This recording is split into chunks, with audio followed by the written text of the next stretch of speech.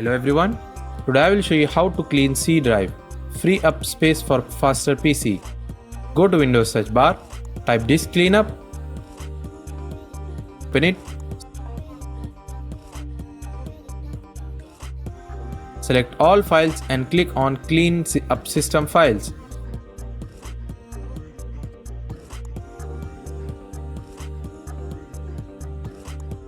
Click on exit. Go to Windows search bar, type cmd, right click run as administrator,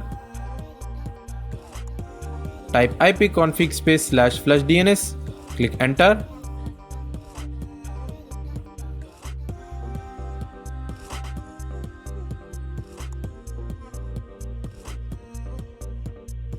That's it. Thanks for watching.